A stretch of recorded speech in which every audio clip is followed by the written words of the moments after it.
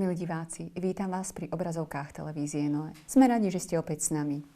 Dnes sa budeme venovať dvom témam, a to cirkvi a politike. Viac nám už túto tému priblíži náš vzácny hosť, profesor Monsignor František Trstenský, spišský diecézny biskup. Vítajte. Ďakujem veľmi pekne za pozvanie a srdečne pozdravujem všetkých divákov televízie Noe. Otec biskup pápež je duchovný líder bez vojenskej či politickej moci a predsa jeho slová rezonujú po celom svete. Aký má vplyv? Tak ako ste začali, že pápež nemá za sebou nejakú vojenskú posádku alebo nejakú ekonomickú moc, mne pripomína táto otázka, udalosť, ktorá sa stala v súvislosti s cisárom Napoleonom Bonapartem, ktorého prišiel vtedajší pápež Pius VII korunovať za cisára do Paríža. A historici hovoria, že vtedy si Napoleon sám na vlastnú hlavu položil cisárskú korunu. Čo mnohí považovali za akési gesto arogancie. Ale je aj známa anekdota, ktorá hovorí, že Napoleon sa pýtal Pia, pápeža, že koľko máte divízií, koľko má pápež tých bataliónov. A vraj mu odpovedal na to pápež, a koľko divízií mal Kristus. A tu je niekde odpoveď, že ak pozeráme na politikov, tak pozeráme cez ich vojenskú silu, veľkosť armády alebo rast ekonomiky. Keď pozeráme na pápeža, tak ho vnímame ako duchovnú autoritu, ktorý je niečo, čo my môžeme nazvať takým svedomím v tom svete.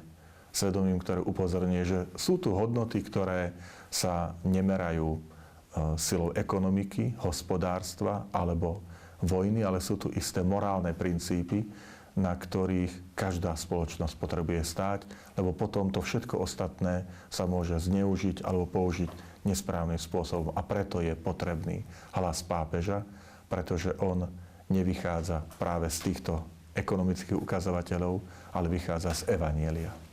Je bežné, že hlava katolíckej cirkvi sa vyjadruje k politickým alebo aj medzinárodným otázkam? Sú situácie, keď pápež sa môže a sú situácie, keď by som povedal z takého morálneho hľadiska sa musí vyjadriť k tým politickým alebo celosvetovým otázkam. Ako je otázka ľudskej dôstojnosti, ako je otázka ľudských práv a ich zachovávanie alebo pošliapanie. Alebo ako je otázka mieru a spravodlivosti. Kto iný, ak nie pápež, nie z vlastnej vôle, ale práve z vernosti evanjeliu je potrebné, aby sa vyjadril. Tu je ešte ďalšia skutočnosť, že veľakrát tie národy, štáty hája, povieme, národnú politiku. Rôzne záujmy, ktoré sú, opäť opakujem, ekonomické, vojenské, regionálne, ale preto, že sú v záujme istého štátu alebo regiónu. Kresťanstvo je iné. Kresťanstvo prekračuje hranice štátov. Kresťanstvo nie je založené na príslušnosti k nejakému národu alebo k územiu, ale je tým, že sa hlási k evanjeliu, je nadregionálne alebo nadnárodné. Aj za seba poviem, že ja som najskôr človek, potom som kresťan, až potom som Slovák. Ak sa to prevráti, tak potom zabúdame na to, že sme v prvom rade bratia a sestry. To znamená človek človeku, človekom.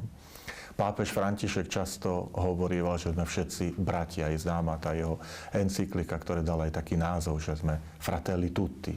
Upozorňoval, že budovanie mieru vychádza z toho, z povedomia, že sme všetci bratia a sestry na jednej planéte.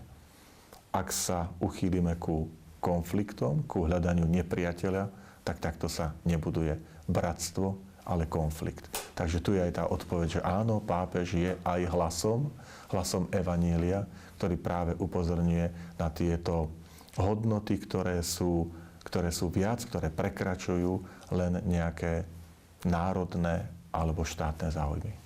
A môžeme hovoriť o hraniciach takéhoto vystupovania? Áno, určite môžeme. Od cirkvi nemožno očakávať a nebolo by ani správne, aby nahrádzala politikov a sú tam hranice. Jednoducho poviem, že úloha politikov je hľadať spôsoby, ako dosiahnuť mier, ako dosiahnuť spravodlivosť, ako dosiahnuť možno takú naozaj solidaritu aj s tými najslabšími, utláčanými. A pápež a cirkev sú tí, ktorí hovoria, pre koho je to určené. Upozorňujú, že sú tu marginalizovaní, sú tu chudobní, sú tu deti, rodiny, starci. Jednoducho upozorňuje na tie jednotlivé skupiny, ale to povedať, akým spôsobom, ponecháva samozrejme na rozhodnutie politikov. Len aj pri tom rozhodovaní stále platia morálne princípy. Nie vyhráva ten, kto je najsilnejší, že sila hlasov, my máme väčšinu, tak my môžeme všetko. Aj tam platia morálne princípy spravodlivosti, úcty, rešpektu, rovnosti. Ak by som to mohol opäť tak trošku vyjadriť, že niekedy vo svete sa hľadá rovnováha síl. Viete, a to je tak, že ak oni majú 100 tankov, ak chceme nadobudnúť rovnováhu, tak aj my musíme mať 100 tankov. Ešte pred pár desiatročiami to tak bolo, že ak tento štát má jadrové zbranie, aj my ich musíme mať, lebo takto dosiahneme rovnováhu síl. Toto nie je kresťanský pohľad. To znamená, tu sa nehovorí o rovnováhe síl, ktoré vyplývajú z istej moci alebo vojenského zbrojenia, ale hovoríme o úcte a rešpekte a na tom je to založené. Pretože ak postavíme vo svete rovnováhu na sile, tak to nebude mať, ako sa hovorí, konca kraja. Lebo stále sa budeme predbiehať v zbrojení, v šírení možno tej moci v tých rôznych regiónoch, dokazovaní, kto má väčší vplyv, kto má väčšiu moc, kto má väčšiu armádu, väčší potenciál ovládať druhého.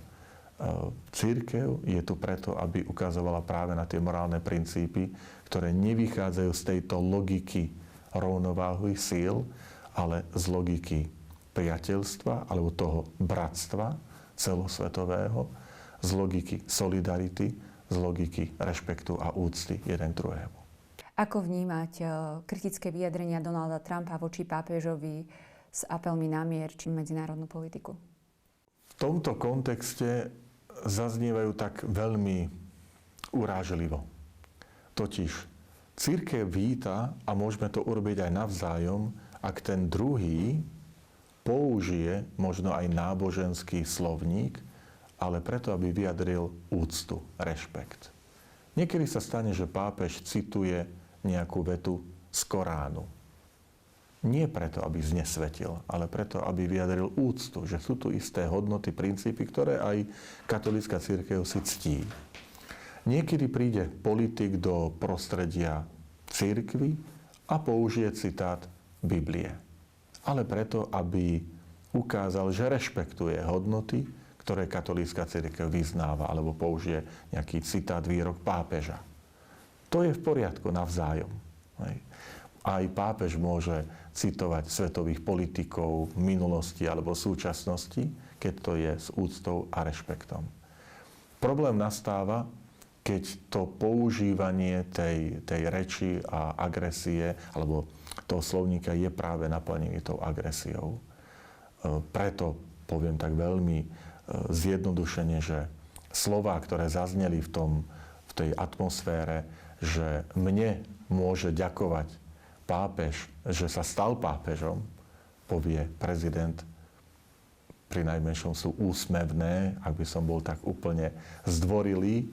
Kto si to tak pekne okomentoval, to je tak, ako keby povedali komunisti v Poľsku, že nám buďte vďační za to, že Karol Wojtyła sa stal pápežom. Čiže čosi podobné. Vieme, aká je voľba pápeža, ako ho prebieha, čo volia kardináli, ako je to, čo znamená konkláve, za zatvorenými dverami. A mňa veľmi oslovuje, že voľba pápeža je ďaleko vzdialená od toho, čo vidíme v parlamentoch alebo pri niektorých súbojoch o prezidentské miesto, o premiérske alebo parlamentné, že je tam atmosféra modlitby, je tam atmosféra vzývania Božej pomoci, je tam atmosféra volania Pána Boha na zodpovednosť, že to, čo robím si vo vedomí, že raz sa postavím pred večného sudcu. To Toto je úplne iná atmosféra, než vidíme nejaký marketing a získavanie si hlasov. Príklad opäť toho vanutia Ducha Svätého je, že páči sa mi Boží ľud, ktorý čaká, keď je voľba pápeža. Dovtedy kardinál si nerobí žiadnu kampaň. To nie je politik, ale politiciáni chodia po regiónoch a mávajú rôzne televízne šoty, príspevky na sociálnych sieťach s tým, aby si získali sympatie na svoju stranu. Videli sme, že by niektorý kardinál toto robil. Ale keď je zvolený a vyjde na ten balkón, ľudia, ktorí ho nevolili, ľudia, ktorí mu nedávali nejako hlas, vyjde na balkón a povedia, toto je náš pápež. Hneď sa s ním stotožnia. Nie preto, že sme ho zvolili. Nie preto, že nás presvedčil nejakým voličským potenciálom. A ja tam vidím práve to vanutie ducha, niečo, čo prekračuje tú takú ľudský pohľad na tie ľudské pravidlá. A myslím, že práve toto je to, čo vždy, keď je voľba pápeža, priťahuje pozornosť celého sveta, lebo tu vnímajú všetci tí novinári a možno aj celá tá planéta, že tu sa nejde nejakými politickými alebo hospodárskymi výsledkami a pravidlami nejakého politického súboja. Tu je čosi, čo nás prekračuje. Niečo Božie, niečo duchovné.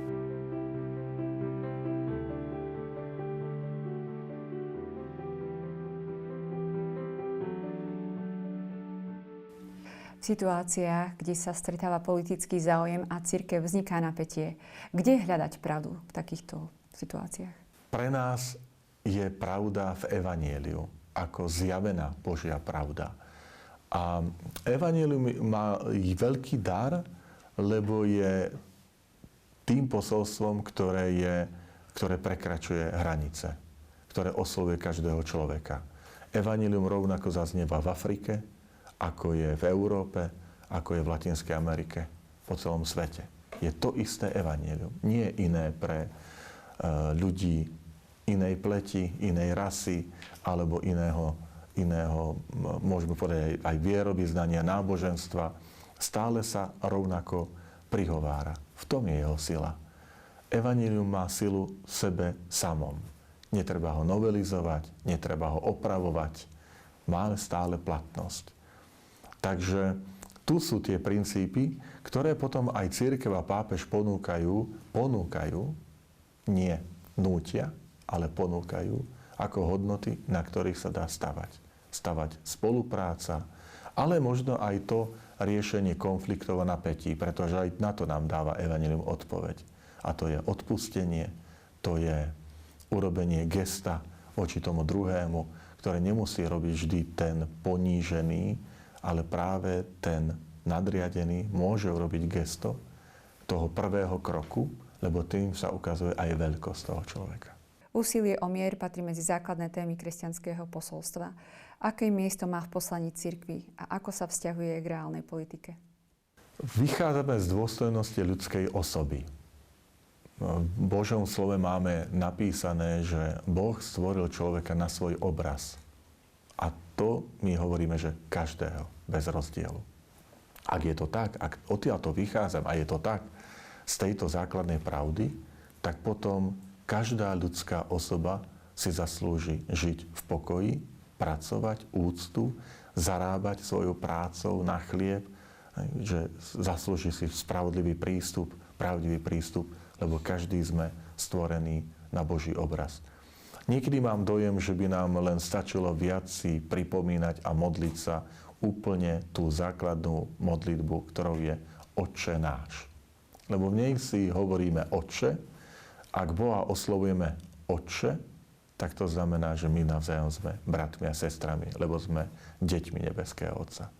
A teda aj ten sused, na ktorého sa hneváme, alebo vedľajšia krajina, ktorých politika nám môže byť nesympatická, predsa stále sú to naši bratia a sestry a tak sa máme k nim hľadať spôsoby riešenia, keď sú takéto napätia.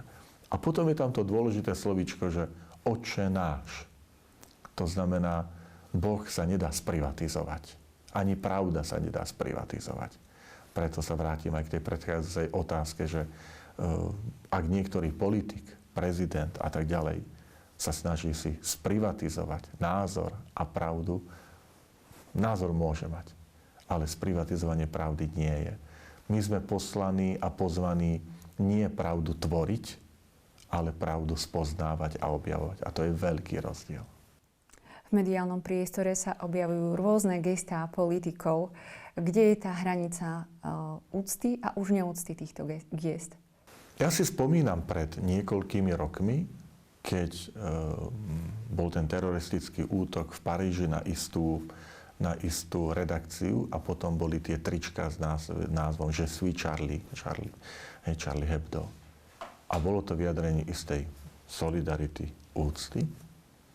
A k tomu ja dodám, že ale je to potrebné recipročne.